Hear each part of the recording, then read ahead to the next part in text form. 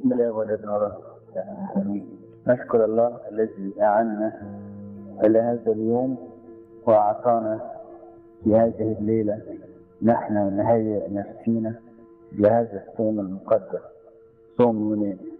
الحقيقة صوم يونان ده صوم 3 أيام، ما يفرقش عند أي صيامات شيء، لكن الملاحظ في هذا الصوم أنه يمثل نحيا جماعية، يعني كل واحد مننا له حياته الشخصية مع ربنا، لكن ساعات بنحب ان احنا نحط ايدينا في ايدين بعض عشان نعمل عمل كبير. كمان كل واحد مننا له توبة خاصة قدام الله، لكن احيانا بنحس ان الكنيسة كلها لازم تتوب وترجع لربنا. فصوم يونان في الواقع هو صورة للعمل الجماعي في الكنيسة، صورة حلوة للعمل الجماعي. عارف منظر الأربعة اللي شالوا المسلوك وقدموه للمسيح وفتحوا السقف من فوق ودلوه؟ قام ربنا قال نظر إلى إيمانهم، مش إيمان الرجل المسلوك، إلى إيمانهم هم وأبقى. فالكنيسة في مناسبات كثيرة بتستخدم الصوم الجماعي، زي لما تمر الكنيسة في محنة أو في ضيقة أو في تجربة، وبعدين الكنيسة تقرر ان احنا نصوم 3 أيام مثلا. صوم يونان كان حاجة زي كده. يونان راح نادى في المدينة وقال بعد 40 يوم تنقلب المدينة، هيحرقها ربنا بعد 40 يوم. سفر يونان سفر لطيف، انت لما تقرا بنعمة ربنا في الايام ديت هتجد ان الملك جمع الناس الكبار وهو اول واحد كقدوة ليهم، نزل على الكرسي ولبس المسوح واتمرغ في الرماد وصوموا كل الناس اللي في البلد، فرجع الله عن غضبه. لأن الله مش زينا، يعني أنا لما بغضب ببقى متغاظ من قدامي، لكن أنت تقدر تفهم إيه هو غضب ربنا دلوقتي. رغم إن غضب ربنا شديد جدا، لكن ربنا لما بيغضب عشان نرجع، مش بيغضب عشان ننتقم. الغضب بتاع الإنسان مليان بالغيظ، لكن حذر الله انه يتملي بالغيظ او بالشر. غضب الانسان لا يصنع بر الله، لكن غضب الله يخلينا نتوب ونرجع، والله مستعد يرجع عن غضب. غضب الله بالنسبه لينا تهديد، زي انت ما بتعلم ابنك تشفق فيه وتقول له هعاقبك، وبعدين يقول لك طب معلش يا بابا، تقول له خلاص هعاقبك، انت عاوز طلباتك اللي انت عاوزه خد. لدرجه احنا لما نقارن الانسان بربنا نقارن يونان بربنا. ربنا غضب على نينوى، سابت نينوى ورحمها ربنا، رجع يونان زعلان، قال له بسرعه انا كنت عارف كده ان انت بسرعه هترجع عن غضبك. فقعد تحت يقطينه، شجره صغيره كده، وجت دودة اكلت اليقطينه فدبرت وكانت الدنيا حر، فزعل يونان، جاء ربنا يرضى يموت اليقطينه دي ويسيبني انا اموت من الحر والشمس تسخن؟ قال له يا يونان زعلت على اليقطينه، لا تاكل فيها ولا لك فيها حاجه خالص. انا ما اغضبش على نينوى اللي ليا فيها 12 ربوه واطفال كثيرين ما بيعرفوش منهم من شمالهم، مش عاوزني ازعل. مسرة الله بتوبة الخاطئ ليس بالإدانة. حتى لما كان ماتت المرأة الخاطئة والكل عاوز يرجع، وبعدين مشي قال لها أنا أحد أدانك؟ قالت له لا. قال لها ولا أنا أيضا أدين، اذهبي ولا تعودي تخطئي. لما شاف الرجل المخلع قال له ها أنت قد برئت فلا تخطئ لئلا يكون لك الشر. أنت لما أنت برئت دلوقتي خطيئة بتجيب لك الشر، فأنا بزعل عشان أنت تتوب، وديني اديتك فرصة رجعت تاني سليم وصحيح، فما تعملش خطيئة تانية عشان ما يجيش غضبي عليك مرة ثانية. فغضب ربنا الأصل منه إن إحنا نرجع له. إحنا بنصوم صوم جماعي له معنى جميل جدا، وده صيامات الكنيسة طبعا كلها اللي رصدتها إن إحنا كلنا أعضاء في جسم واحد.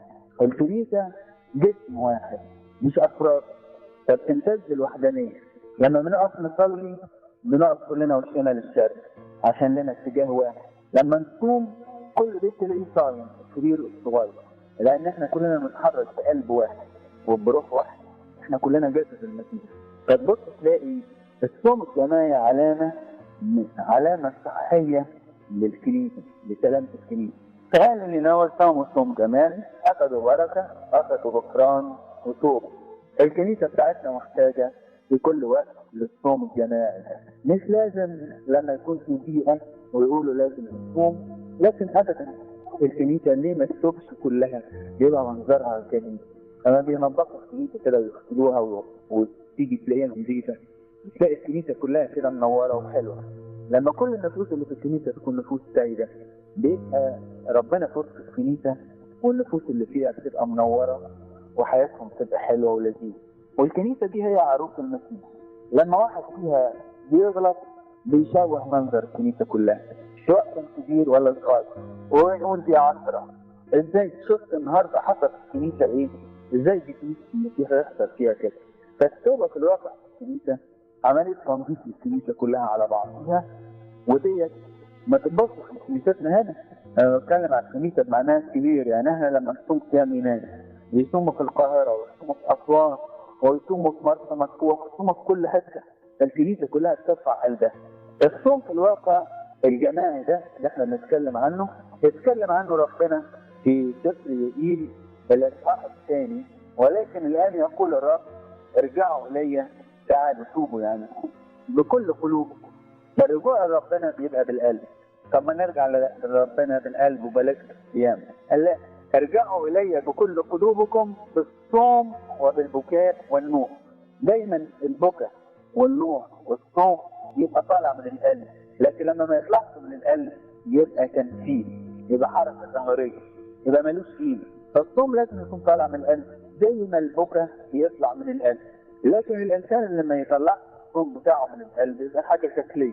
عشان كده بيقول ارجعوا إلي بقلوبكم بالصوم والبكاء والنوح ومزقوا قلوبكم لا ثيابكم، وارجعوا إلى الرب إلهكم لأنه رؤوف ورحيم بطيء الغضب كثير الرأفة يندم على الشر لعله يرجع ويندم فيبقي وراءه بركة تقدمة وسكيبا للرب إله.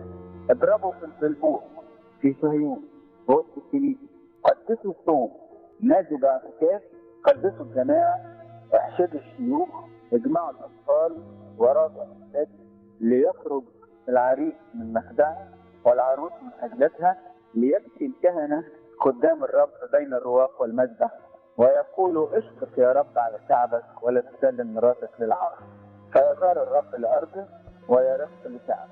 ده في يوئيل آية 58. احنا هنستفيد من يوئيل 2 ان هو قال صوم يكون من القلب، وقال نادوا بالصوم، وقال كمان نادوا باعتكاف. فربط الصوم انه حركة قلبية مش حركة ظاهرية، وربط الصوم بالاعتكاف ايضا، يعني الاختلاف. يعني الصوم عاوز هدوء نفسي وعاوز خلوة للإنسان بينه وبين ربنا عشان يتوب ويرجع لربنا. إذا الصوم من غير اعتكاف هيبقى ناقص، هيبقى كل الحمل على الجسد والنفس ما عملتش حاجة فمش هتصفى ولا تتوب. لكن لما يبقى يقول نادوا بالصوم ونادوا باعتكاف، يبقى إن هو في فترة توبة، الإنسان يقعد مع نفسه يختلي بإلهه ويطبق الحاجات اللي جواه. وبعدين استفيد من يوئيل كمان ان هو قال نادي بالصوم ونادي باعتكاف، واتكلم على الطفل الرضيع والعروس اللي متجوزه لسه لازم تشترك في الصوم، وقال الكاهن والكهنه ان هم يبقوا ايضا بين المذبح والرواق. فكل كنيسه تشترك في الصيام، مفيش حد ما بيشتركش خالص. فاشعيا بيتكلم الاول بيسال بيقول يا رب ان احنا صمنا قدامك، ذللنا انفسنا ولم تلاحظ، انت لما احنا صمنا انت ليه ما سمعتش بينا؟ قال لهم انا ما انبسطتش من الصوم بتاعكم، فانت كنتوا بتتذللوا قدامي لكن ما انبسطتش منكم ولا سمعت بالصوم بتاعكم، وصومكم ده راح على الفاضي. قالوا لي ليه؟ قال ها انكم للخصومه والنزاع تصومون فلتضربوا بكلمه الشر. فواضح خالص ان الصوم لازم ننزع من قلبنا الخصومه والنزاع. يعني لا يقبل صوم في الكنيسة لإنسان قلبه في خصومة، لأن الهدف من الصوم هو نقاوة القلب، ده اللي كنت عاوز أوصله في الآخر. فإذا كان القلب من الأول مصر إن هو الإنسان مصر إن ما ينفيش قلبه ويزرع في قلبه الخصومة، يبقى لن يقبل الصوم بتاعه مهما عمل. لو مرق في التراب وفي قلبه في خصومة لن يقبل هذا الصوم. كده تقول لي هيكون منظر الكنيسة ايه؟ ساعة السماس نقول قبلوا بعضكم بعض قبلة مقدسة. كل القلوب مفتوحة على بعضها، مش ممكن هتقول الكنيسة دي لها قلب واحد. لكن إذا كانت في الكنيسة، والكنيسة يعني مش الناس اللي في الكنيسة، في البيت، الجار، المعرفة، القريب، إذا كان في خصومة يبقى أحسن لازم تنبه نفسك. ليه أشعيا بيقول له يا رب إحنا صمنا واتذللنا وما سمعتناش؟ قال لأن أنتم صمتوا للخصومة والنزاع، كان في بينكم خصومة ونزاع فصمتوا. فصوم من غير توبة ما تقللش الصيام ده. مثل هذا يكون صوم، هكذا يكون صوم اختاره. قال لا، الصوم اللي اختاره ربنا حط له سرور، ما يكونش فيه خصومة، ما يكونش فيه شر. عشان كده انت تلاحظ في الصيام الكبير بالذات نقعد نتكلم كتير عن وصية المحبة، واسبوع مخصوص نقعد نتكلم فيه عن مواقف الجبل واغفر لنا ذنوبنا كما نغفر المسلمين الينا. فالصوم مش هيكون فيه غفران ومش هيكون فيه سماح، مش هيكون مقبول قدام ربنا. أليس هذا صوما اختاره حل قيود الشر؟ نمرة واحد، ما يكونش الصوم فيه خصومة ويكون القلب رايق وصافي. نمرة اثنين، ما يكونش فيه قيود للشر مربطة الإنسان. الصوم معناه نقاوة للقلب وانطلاق روحي في محبة ربنا. إذا كان الإنسان متربط بالشر، إزاي هيقدر ينطلق في محبة ربنا؟ فالصوم هيكون غير مقبول. زي عصفورة مربوطة بحبل في الأرض، العصفورة مش فاهمة، ففكرت إن الحبل طويل، يعني ما دام الحبل طويل فاكرة إنها تقدر تطير، فقد طايرة عنق، قد كسرت رجليها وجناحاتها. جت بعد كده الصوم ما عرفتش تطير، ما عرفتش تطير. فالصوم إذا كان فيه قيود للشر لازم الواحد يرجع عنها. في خطية محددة، في حاجة مسيطرة على الإنسان، لازم يبتدي صومه لأنه يرجع عن يفك القيود تحت الشر، عشان خاطر لما ينطلق في محبة ربنا ما يبصش لها حاجات مؤيدة ولا مربطة. فإيه القيود اللي أنت ممكن تفكر فيها في بداية هذا الصوم؟ هل في قيود مادية مربطات في العالم؟ هل في قيود الشر بأي نوع من الأنواع؟ فربنا يعطينا إن إحنا نبحث نفسينا ونفك القيود بتاعة الشر بالنسبة عشان الصوم عبارة عن انطلاق روحي في محبة ربنا، فمش هتقدر نفوسنا تنطلق وهي متربطة. نمرة ثلاثة، أليس أن تكسر للجائع خبزة وأن تدخل المساكين التائهين إلى بيتك، إذا رأيت عريانا أن تكسوه وأن لا تتغاضى عن لحمك. يعني ما دام واحد معاك في الكنيسة ده بدأ اسمه لحمك، أنت لما تشوف لحمك عريان تبقى أنت اللي عريان. فبيقول كده إن الصوم مش تزلل بس قدام ربنا، يعني تنقل القلب وتفك قيود الشر وفي احتياج، لكن كمان تكسر للجائع خبزة وتفتح بيتك للخير وتدخل المساكين لبيتك، المساكين التائهين لبيتك.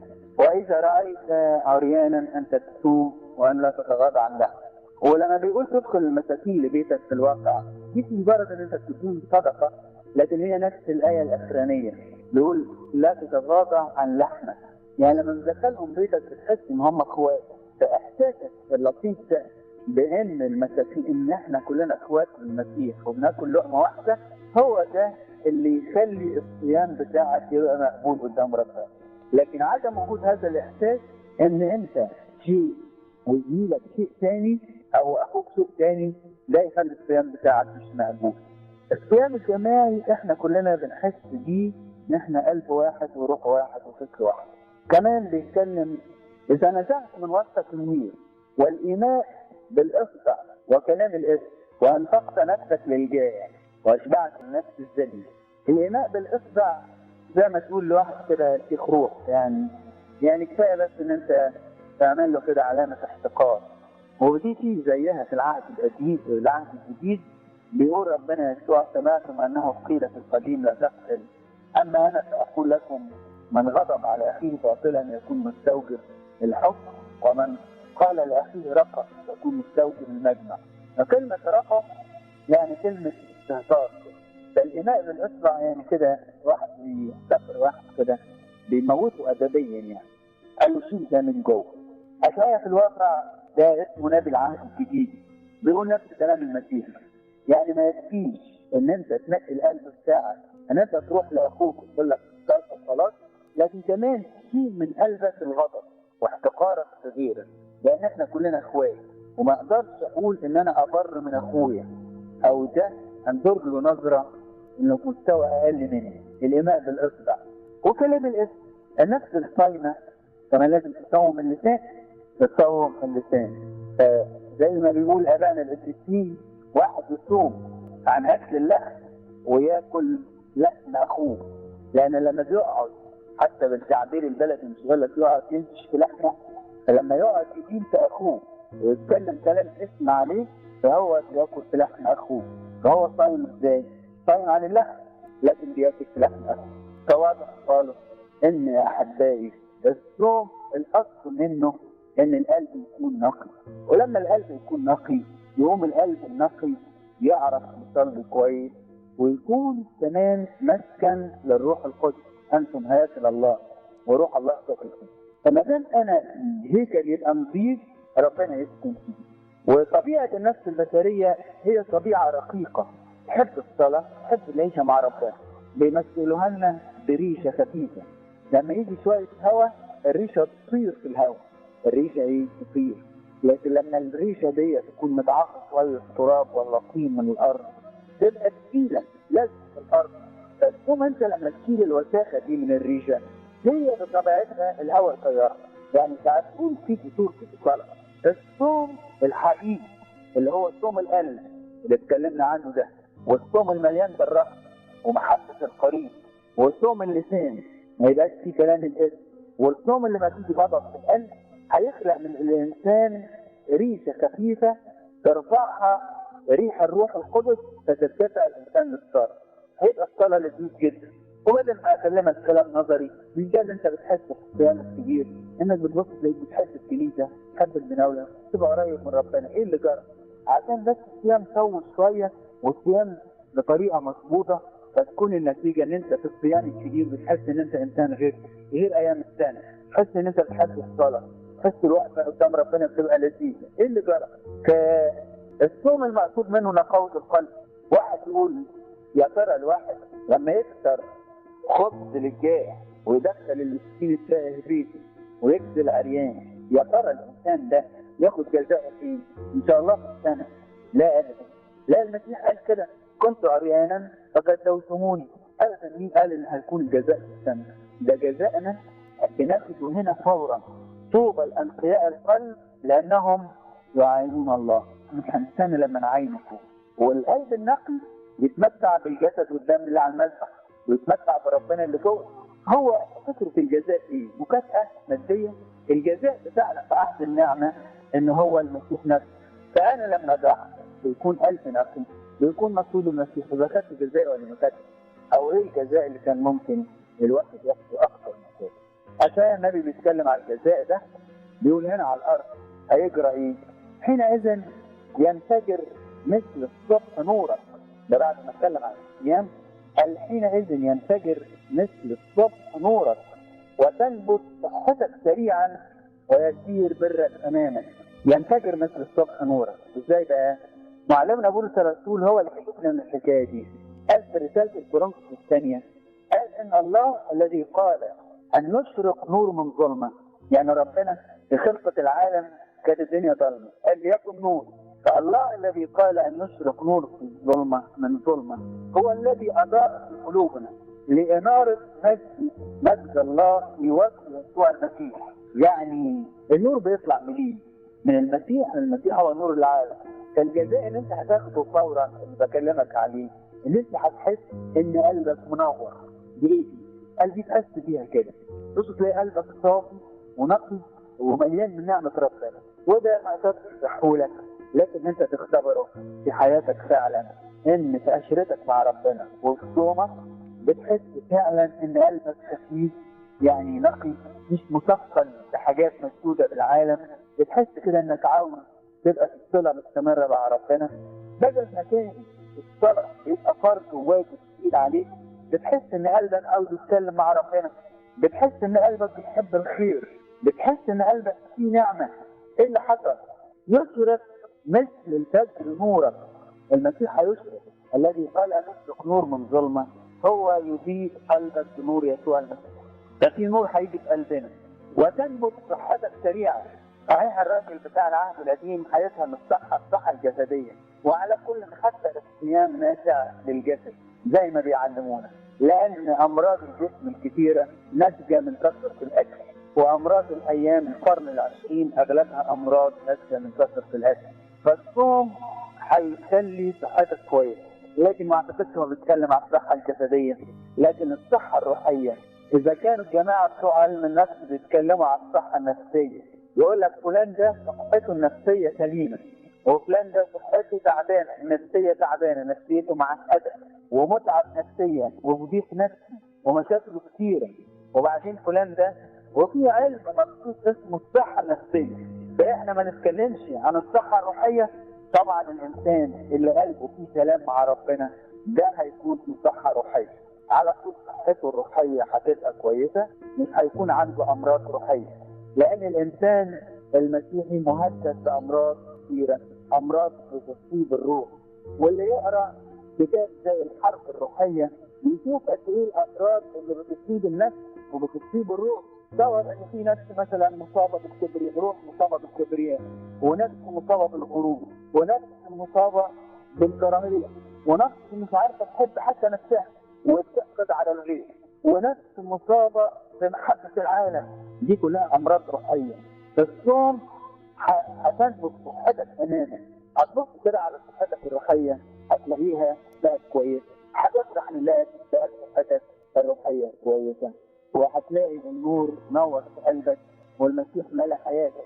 حينئذ في الأول خالص يقول إن أنت ذللنا أنفسنا ولم تلاحظ. إحنا صمنا قبل كده يا رب وأنت ما سمعت. هنا بيقول كده حينئذ تدعو فيجيب الرب، تستغيث فيقول ها أنا ذا. إيه معنى الكلام ده؟ معنى الكلام ده الواحد بقى قريب من ربنا خالص، يكلمه الرب يجي فورا. إنما الأول كان يتكلم ولا ربنا هنا موجود خالص، لأن القلب مش نجيب. مش كده مظبوط؟ أنقياء القلب يعين ربنا. النهارده تتكلم تدعو فيستجيب، تستغيث فيقول ها أنا ذا. حينئذ يشرق في الظلم نورك، ويكون ظلامك قدامك مثل الظهر، ويقودك الرب على الدوام، ويشبع في الجدوب نفسك، وينقص عظامك، فتصير كجنة ريا وكنزع مياه لا تنقطع مياهه.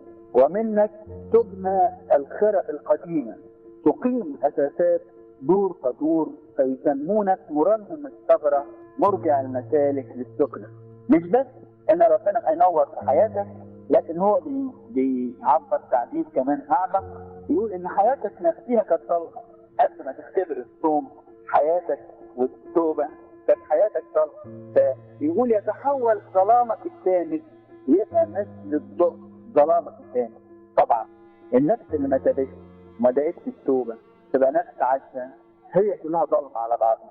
يعني المراه الخطوه كده قبل ما تجلس تحت رجلين المسيح كانت حياتها ضلمه، بعد ما قعدت تحت رجلين المسيح حول حياتها الضلمه دي، هي حست ان هي بقت زي الضوء، شمس حجم الضوء، نور، الوساخه اللي فيها كلها طلعت. فالصوم والتوبه بتحول ضلمه حياتنا لنور. دي مش عاوز حياتنا تكون نور، احنا كلنا عاوزين نخلع الضلمه اللي في حياتنا. فالكنيسه بتقدم لنا الصوم ده والتوبه ديت عشان نرجع لربنا. ويصبح في الجدوب نفسك فتبقى جنة رأي، بدل ما كنت أرض ناشفة مشققة هتتملي مية. داود النبي لما وقع في الخطية وما تابش ربنا يقول لما سكت تحولت رطوبتي إلى يبوسة القيد، في المزمور 32. لما سكت تحولت رطوبتي إلى يبوسة القيد. يعني حياتي كانت رطبة بس لقيتها ناشفة. لما تلاقي حياتك ناشفة كده ومشققة، دي طبعا كلام أنا ما أعرفش أوصفه، لكن ده إحساس حس فيه النبي وقال تحولت رطوبته الى يبوسة القلب. بعد توبه ورجوع لربنا وحياه صوم وصلاه، بس تلاقي حياته ما بقتش يابسه، لكن بقت زي الجنه اللي مليانه ميه. اخر حاجه بيقول له ومنك، دي نقطه مهمه خالص، ومنك تبنى الخرب القديمه، وهيسموك مرنم الخرب القديمه. يعني انت حياتك كانت خربانه، لما تبت وصمت ورجعت لربنا بقيت انت مش بس حياتك الخراب اللي كان فيها تترمم، لكن كمان بقيت ترمم الخراف بتاع الناس التانيين. دي نقطة دقيقة جدا عندنا في المسيحية، لما يقول أنتم نور العالم. ده النفس التايبة والمنسحقة قدام ربنا بتقود الآخرين إلى إلى الحياة مع الله وإلى حياة التوبة. وأحسن من وعظة في الكنيسة نفس تكون تايبة. لما تقرأ سيرة القديس عاش في حياة التوبة أنت تتأثر بيها أحسن ما حد يكلمك عن التوبة. صورة القديس كده تايب. ويقولوا عن القديس أغسطين إنه لما تاب بقى يعمل عظات كتير، لكن اللي تابوا من اللي تابهم بعذاب أغسطين.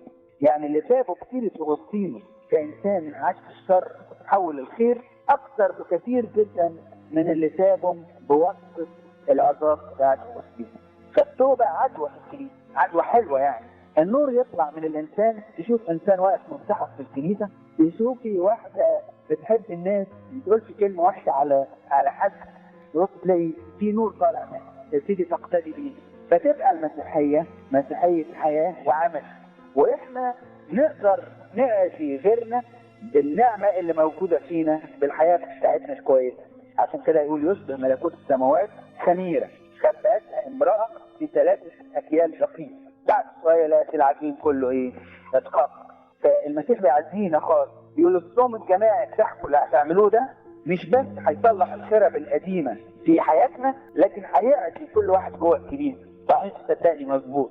جرب كده وبص لحال الكنيسة في فترات الصيامات، بيحصل لها عدوى روحية، عدوى جميلة. تبص تلاقي فلان تاب اللي قصاده يتوب، فلان ابتدى يصوم الجيران ابتدوا يصوموا، الكبير ابتدى يصوم الصغير يتعلم منه، ده بيسامح اخوه الثاني يتعلم منه.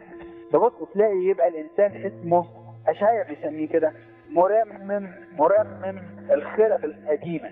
مش حياته بس اللي كانت خربانة وربنا نورها وعمل فيها، لكن هو نفسه بسر وبحياته هيبقى تأثيره على الآخرين إن هو يرمم كل الخرب القديمة ويشيل الشر اللي موجود. يعني باختصار كده عاوز أقول إن الصوم الجماعي اللي حطاه تم الكنيسة النهاردة هتبص تلاقيه هينفجر. أنا حاسس كده هينفجر زي النور في وسط الكنيسة في حياتنا كأفراد، حياتنا كمجتمع. وتبص تلاقي بيوتنا كده الشر بيهرب منها زي الضلمة ما تهرب من النور، وتبص تلاقي الحاجات الوحشة بتهرب من القلب كده زي الحشرات أول ما تطلع نور الشمس تهرب وتبتدي تخفف الشقوق. وتبص تلاقي حياتنا تبقى عدوى نعد بعضينا ببعض بالأعمال الصالحة ونشجع بعضينا ببعض في فعل الخير. وتبص تلاقينا نحس كلنا إن إحنا أعضاء جسم واحد، وده نتيجة صومنا الجماعي. إن ما بقاش فيه واحد غلبان واحد كبير أو واحد عظيم واحد مسكين، لازم كلنا بنحترم بعض وبنحب بعض وبنبص لبعض كلنا إن إحنا إخوات في جسد واحد. الله يعطينا نعمة ببركة ال3 أيام دول نحن نصوم صوم حقيقي من القلب لكي يشرق نور الله في كنيسته إلى الأبد، ولإلهنا المجد الدائم أبدين.